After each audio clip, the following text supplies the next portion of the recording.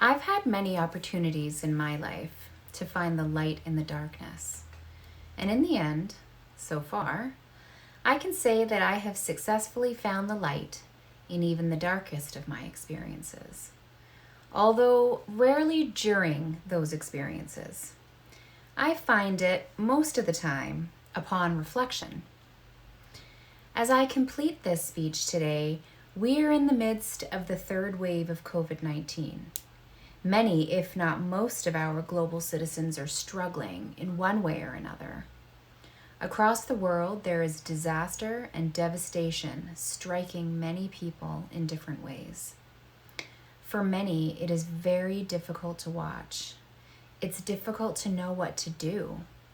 And for me personally, my experience has been one of moving through fear, dropping into fear, plummeting down into the pit of fear, then climbing out of it, finding a little faith and some peace, and then losing that ground and going back into fear, and thus the cycle continues. What I know from my own experience and being witness to the experiences of others is that without strife and struggle, there is no growth. I would wager that each of you can think back to a time of exponential growth and attribute it to a change or event that shook your world. It was hard when it was happening. It may have sent you into depression. It may have sent you into another coping strategy that you created when you were really young, like being hypervigilant or really organized. Those are mine.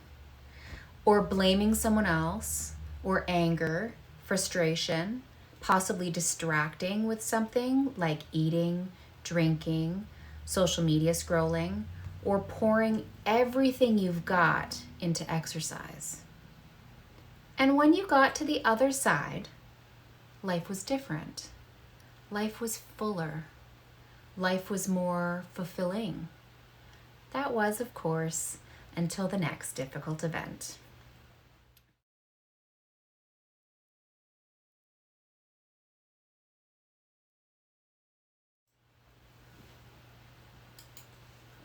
Well, this current difficult event is global and affects us all. We are all literally in this together, worldwide, all of us. How incredible is that? I mean, really, think about that. How incredible. I remember events in my life that affected a large portion of the world, but this is the first event that I think we're safe to say has touched every living human on this planet in one way or another. There's power in that. I can, in this moment, feel the awareness of that magnitude within me. So what is the potential? How can we respond? And how can the bulk of our responses be positive and for the greater good of all? Now that is a question.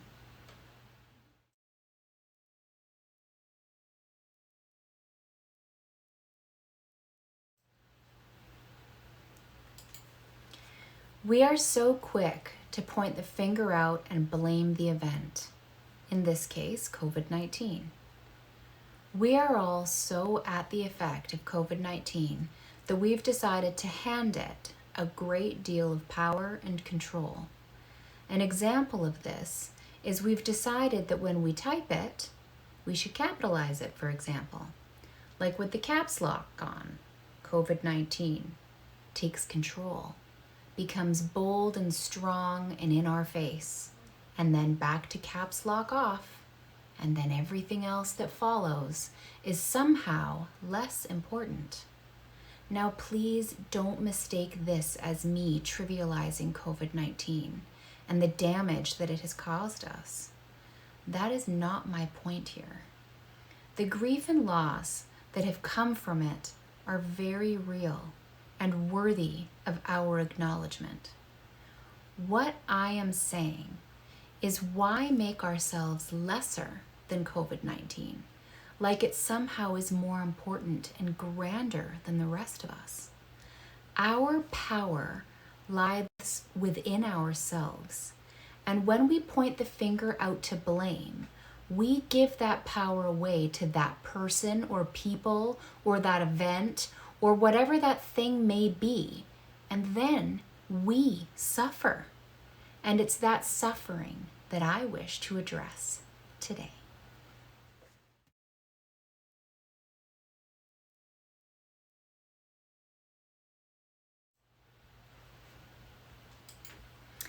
This is a rather large subject, so I'm going to do my best to be concise. Honestly, we suffer for a whole bunch of reasons, but they all stem from one place. Our suffering comes when we feel separate or perceive an inevitable separation. We as humans are instinctually characters of attachment. We are meant to be in connection from our birth. That's why when a baby is born, the very first thing they do is to look for the eyes of their caregiver. It is hardwired into us. So because it comes from instinct, when it looks like that attachment might go away, we freak the heck out. We don't really know why, and we think it's because that person or thing did something to us. But the truth is, we perceive separation, and that freaks us out. It makes us feel abandoned and unsafe and throws us into fear. So what do we do in order to not suffer? Well, sadly, I'm not sure that is even a thing. We're going to suffer. Suffering can catapult us into change that is necessary for our own growth, and all the universe wants for us is to be the best us that we can be. So we're going to get things that stand in our way so that we can continue to grow. And that is our dance with the universe. Now, whether you believe in something bigger than yourself or not, I think we can all agree and say that there have been things that have happened in each of our lives that lead us to believe that there is something grander than us, a bigger picture. And honestly, whether you believe it or not is irrelevant. What is important is that you learn as much about yourself and how you work and what makes you tick. You have to be the most important person to you. You are the only one that can truly meet your needs. No one else can do that for you, and no one else should be expected to do that for you. If you can be willing to be the only person to really and truly get you, then you will always be in attachment with yourself, and therefore will have no need to suffer until the event or obstacle gets too big and loud, and we forget again and start looking outside of ourselves to get our needs met. Life is a journey, and if we can live an examined life, as described in the book aptly named Living an Examined Life by James Hollis, you will find that in every moment you have the free will to live the life that you choose to live, not the life that others think you should live. When you choose to live a life of examination, then you have accountability over yourself, your past, your stories, and your responses. This comes into play in every single facet of our lives and can lead to a great deal of peace. As an aside, especially for those of you who are parents, if you're interested in more direct information about attachment theory, check out Dr. Gordon Neufeld and Dr. Dan Siegel.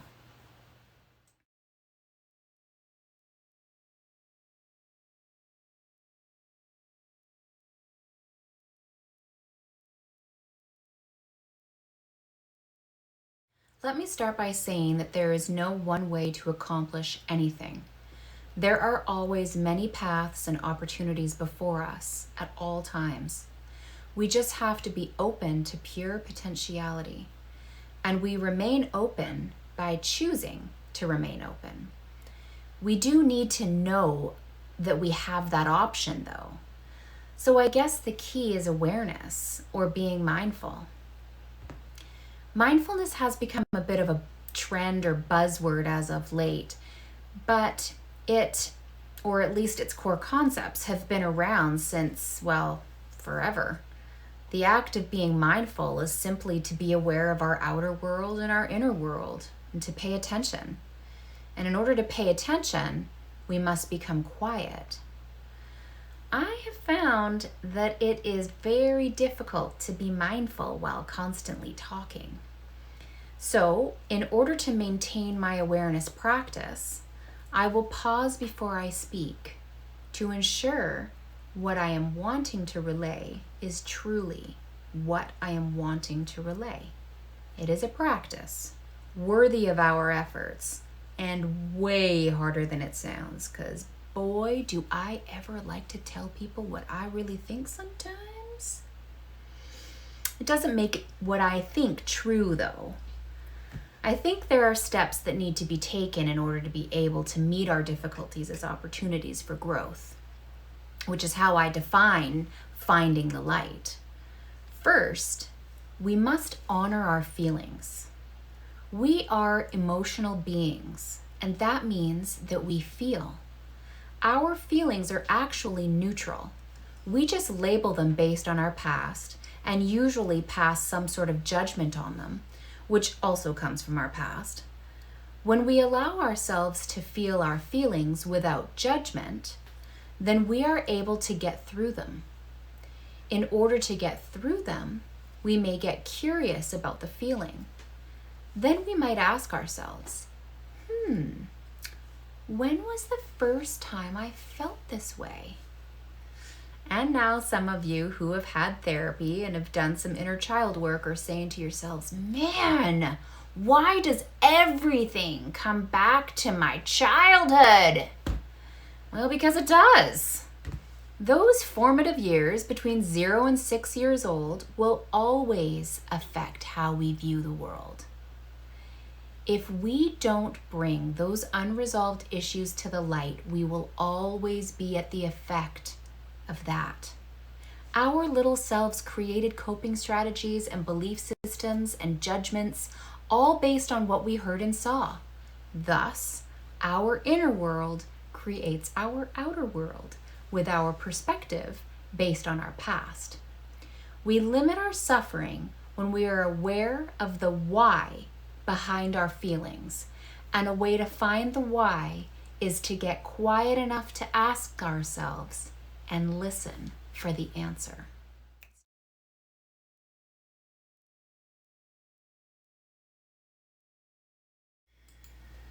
I have had many opportunities for growth throughout this pandemic. I, like many of you, had to homeschool my children in the early part of the pandemic. Ugh, it was awful. I hated it. Like, absolutely hated it. My children also hated it. While I was homeschooling my children, I was also working full-time from home, which, as you can imagine, added to my stress. My first opportunity came during this period. I was exhausted. I wanted to strangle my children. I wanted to get in a sailboat and float away. My breaking point was when my son, on day 3 of refusing to do any schoolwork, insisted that he was not going to do any schoolwork ever. I literally threw my hands up with his work pages and walked out of the kitchen to cool off. I was having an all-over reaction. My hands were shaking. I felt like a terrible mother because I couldn't get him to do his work. I didn't actually even want him to have to do the work, so I was mad at the teachers for making me homeschool him. I was pissed at everyone. I felt guilty and resentful, frustrated and sad. And I knew these feelings well, and I recognized them. So I sat my butt outside on my front porch and cried. While I was releasing all of those feelings, a thought popped in. Kala, my 15-year-old daughter, She loves to organize. And Kirk, my 8-year-old son, idolizes his sister. What if I asked Kala if she was interested in creating a homeschool and being Kirk's teacher? She was thrilled. We created a school in our basement filled with art supplies and books and everything that they needed. And Kirk completed his schoolwork with no complaints because he was being taught by someone who actually wanted to teach him. And he loved that. Their energies matched. And I learned that if I just take it easy on myself, meet my feelings without judgment, and realize that I'm not the only person who can manage things, that I will be willingly assisted.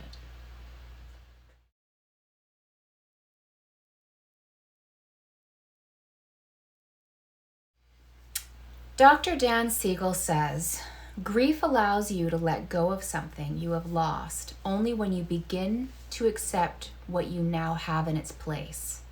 As our mind clings to the familiar, to our established expectations, we can become trapped in feelings of disappointment, confusion, anger.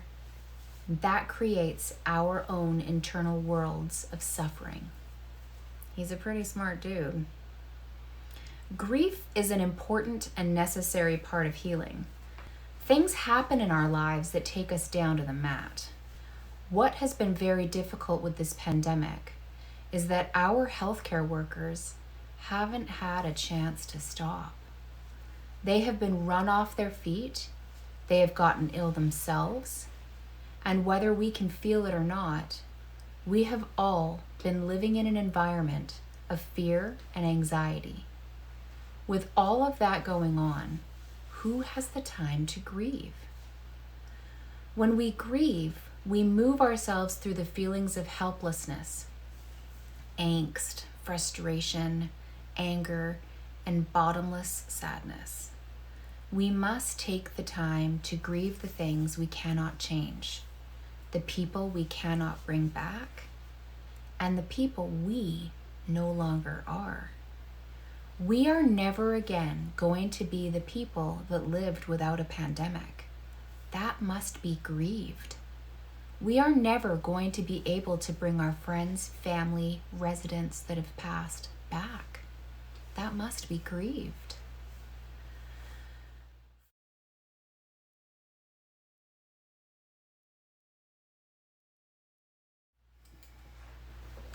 Four years ago, my dad suddenly died of a massive heart attack, on Christmas Day no less. After the initial shock of it, I knew I had to grieve, but I had no idea what that actually meant.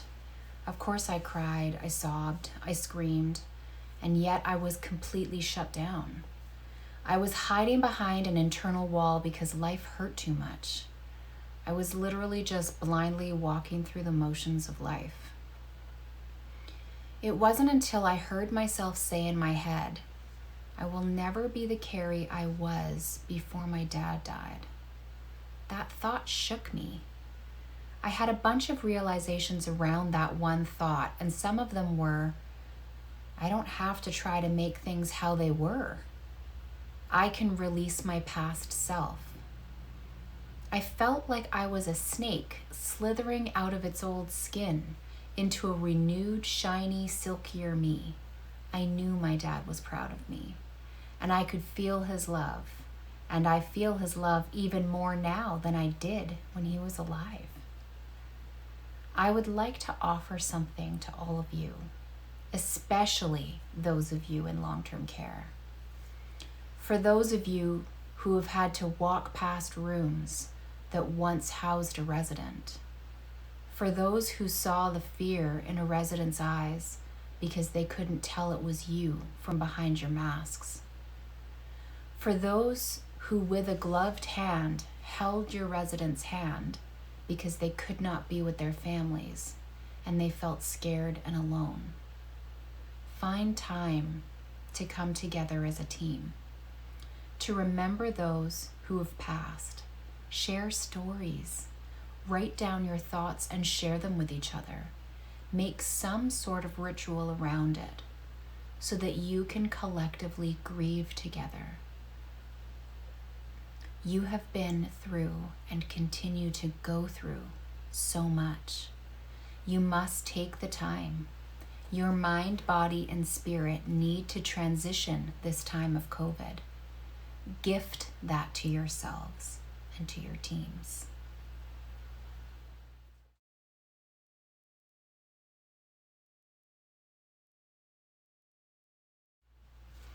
The media has largely fueled this campaign of us against COVID-19. And I keep hearing fighting COVID-19, or we're in this fight against COVID-19 together.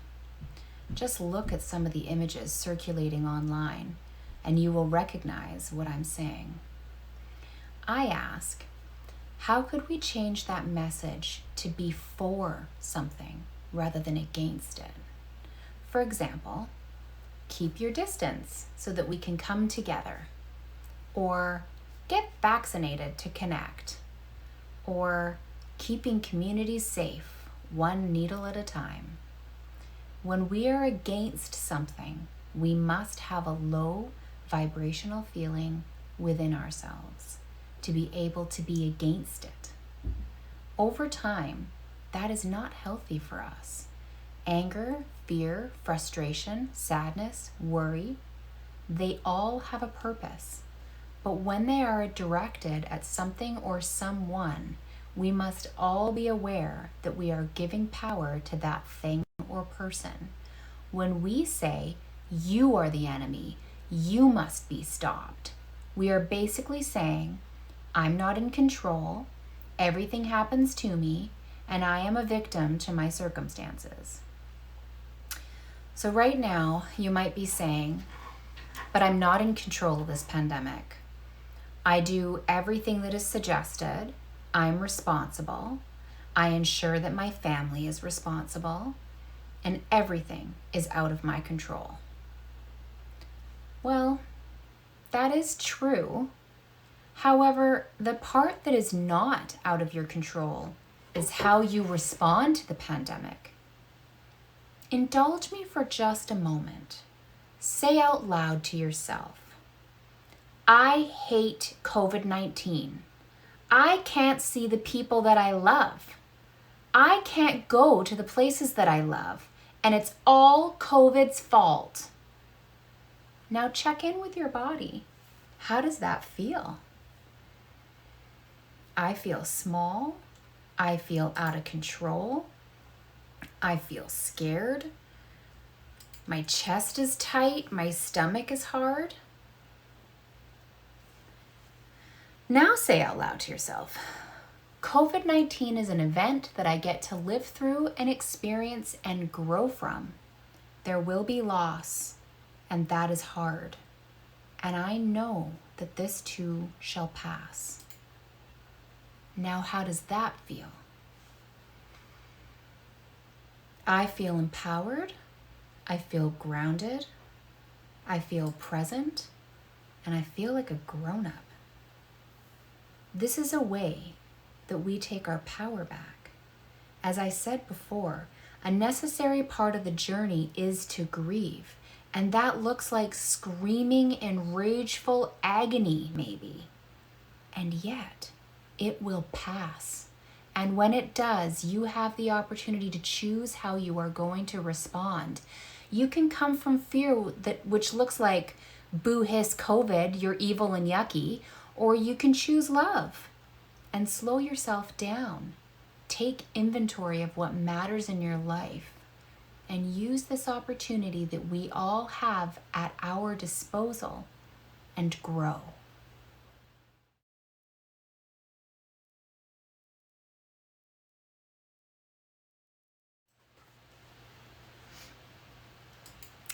I asked my team 2 questions in preparation for this talk. What do you blame COVID for, and what do you praise COVID for? These are some of their answers, and I'm sure that you will be able to relate. My daughter missed a once-in-a-lifetime high school grad ceremony and celebration, and her first year at college has been off campus.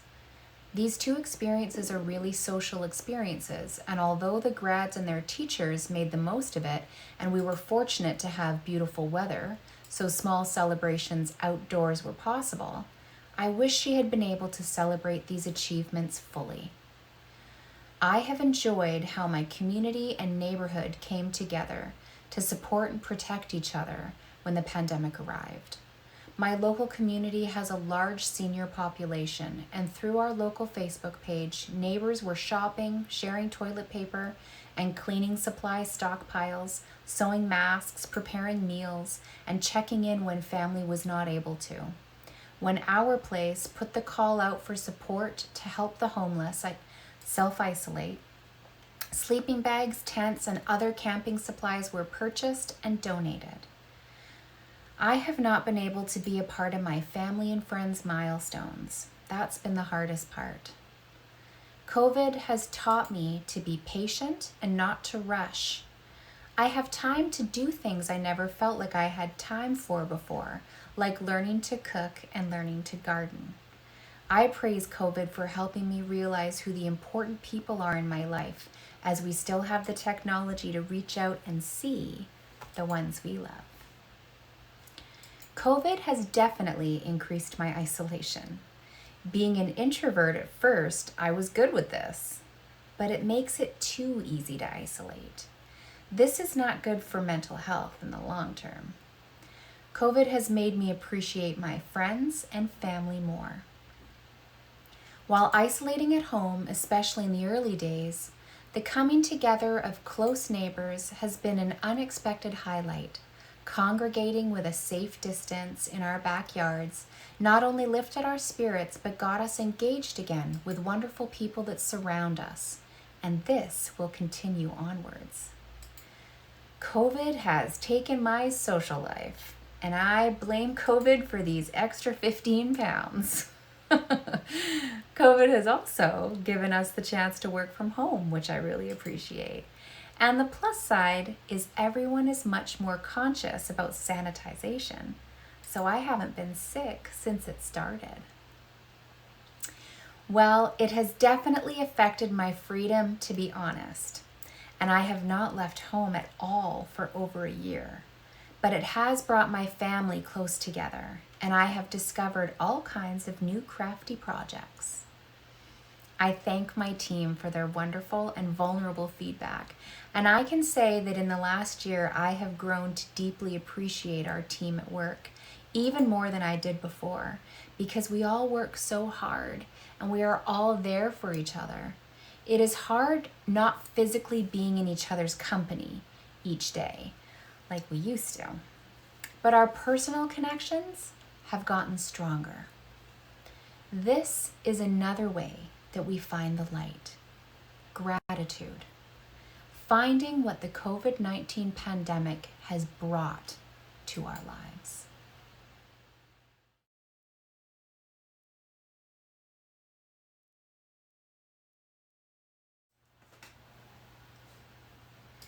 I know, we all hear that we should be meditating to the point where we may even roll our eyes when someone suggests it. Well, sadly, it is time to prepare your eye roll, because I'm about to suggest that you do some meditating, even 5 minutes a day. And there are a multitude of apps and websites and YouTube videos out there to assist you if you would like to be guided in that meditation. However, a guided meditation isn't the only way to meditate. All that is required to constitute meditation is to sit in silent awareness and observe your thoughts like you are watching cars go by. To be aware simply means to feel what you may be sitting on or leaning on, to smell the scents in the room, to hear any sounds that are near you, and observe yourself as the watcher of your thoughts, or the watcher of the breath, or the watcher of the silence. Oh, there's a thought. Interesting. Come back to now. Oh, there's another thought I'm going to come back to now. And the thoughts might be, ugh, my back is killing me. I don't want to sit here anymore. I have way too much to do. So notice those thoughts. Say thank you and carry on with your breath.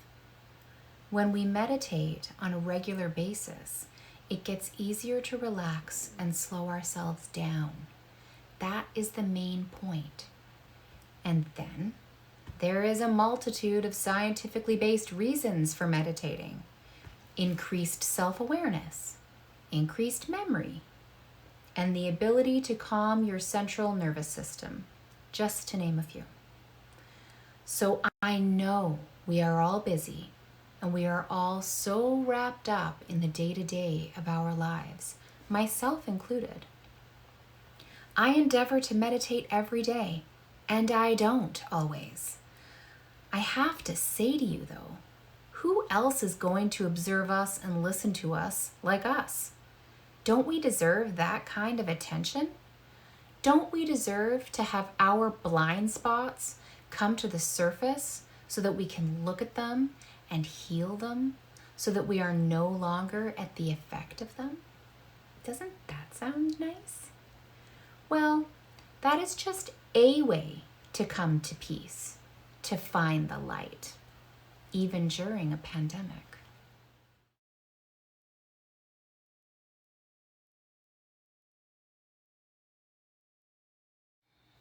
I just want to touch on gratitude for a minute.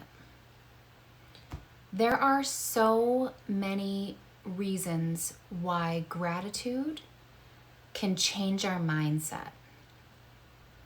When we have negative self-talk going on, we'll listen to it and it'll tear us down. And we talk to ourselves in such a way that we would never accept from someone else. And when we catch ourselves doing it, berating ourselves in our head, "You're so stupid. I can't believe you acted that way. Why would you let that person talk to you like that? Ugh, what the heck is wrong with you?" These are just some of the things my head says to me. When I catch that, I will say, "Oh, you know what? You're doing your very best. And I am so grateful for that tree right there. It's so beautiful. Oh, and there's a squirrel climbing in it. That's really cute. And I am so grateful that I have this nice car that has gas in it and I can get home. And when I get there, I have my beautiful family, and I'm so grateful to my beautiful family." And do you know what? That negative self-talk is so far in the distance that it's like it never even happened. That's how powerful gratitude is. So we've all heard about gratitude journals, and lots of people do that, and there's lots of different practices out there, and you can literally Google gratitude or gratitude journal or whatever and find some sort of practice that might work for you. But I encourage you to find a way to integrate gratefulness into your day-to-day. A team member of mine at work, we used to send each other 10 things that we were grateful for every single day. And I would kill myself laughing at some of them. And it really just started my day in such a nice way. And you know, now that I say that out loud, I think I might start that up again, even if I just send the email to myself. Because it's just so nice and refreshing to open up your email at the beginning of the day and have the first message be positive from someone that you care about, even if that someone that you care about is you. How fun!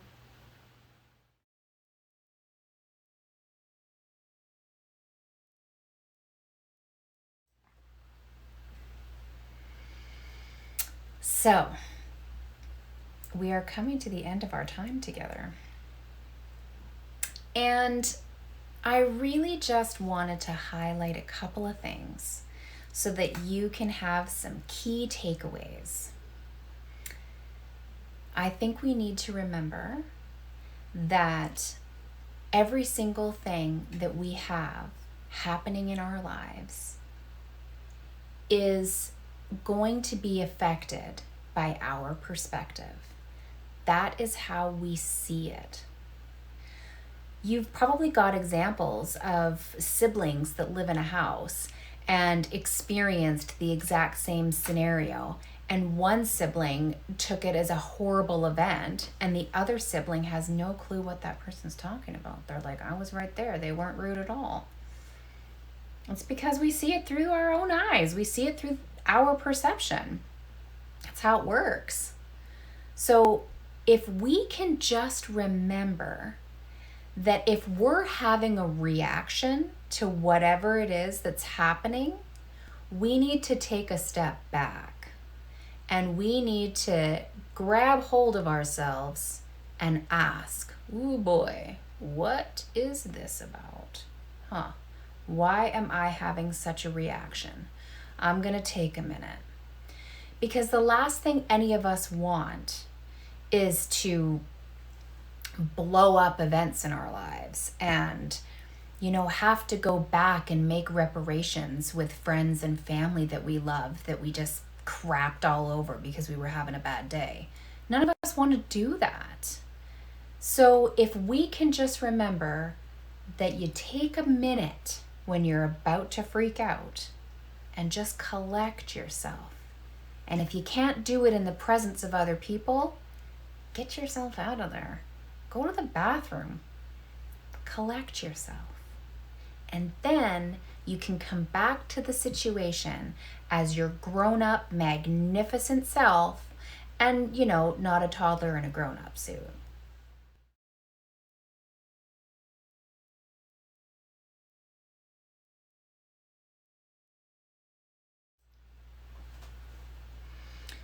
So we can't ever really truly move through something until we've felt it fully. And that's where grieving comes in. That's where acknowledging our feelings comes in. That's where acknowledging the sensations in our body comes in. Our body only has one way of talking to us. It's usually through symptoms and pain. And so when those things are happening, feel them. You don't want to resist them. You want to allow for it and get curious about it. And you can get curious about your own symptoms and your own pain and your own internal feelings in meditation, in awareness. Anytime you take the time to be quiet and just observe without judgment, just allow, make friends with the feeling, the emotion, the sensation, the thought. Make friends with it. Allow for it. Journal if that helps you. We all have a million ways of how to process, but process it. Make yourself the priority so that you can move through the difficult feelings. Then you won't be worried about the joy when it comes. Because so many of us, will actually forebode that joy for fear that it's going to go away. So then we don't even really get to enjoy the joy because we're worried about it leaving. So when we actually acknowledge all of our feelings to the fullness of them, then we don't just make room for certain ones. We don't just make some of them important. We leave space for all of them. So we don't have to be at the effect or attach ourselves to any of them. We can just let go and let ourselves float down the river of life.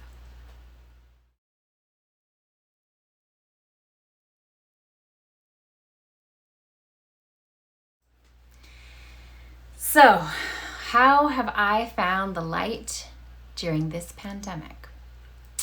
Well, I have been able to spend so much time with my family, which has been amazing. And I have created a garden, and we actually have made all of our own vegetables, and it's been so rewarding. And what I think is a real key thing in all of this is that whatever we focus on is what grows. So if we are focusing on the difficulty and the strife and the angst of what the pandemic has brought, then that's what's taking up real estate in our minds. And as I said before, it's important to grieve that. It is important to acknowledge that and to really feel your feelings fully about it, not to leapfrog over them and choose positivity, because that doesn't work either. You really do need to feel them fully. And then once you're done feeling them, you don't want to dwell there, because there's got to be a lift. Just like everything, waves ebb and flow. You have to lift out eventually. And when you focus on the positives that have come out of the pandemic, what it is you've gained from it, then that's what grows. And those are the feelings of joy and peace and abundance and harmony that grow within you. So, how have I found the light in the pandemic? Well, take this talk, for example. If it wasn't for the pandemic, we would all be in a great big conference room together, and I likely would be wearing heels as opposed to my slippers. So, we all have our little things that we choose to focus on. And I really have to thank you all so much for wearing your slippers at home with me, and for all of our frontline workers, for the incredible work that you have all done. There's no way that anyone's going to ever be able to properly thank you. So from the very depths of my heart, I thank you all so much for your time and your efforts and everything that you've done.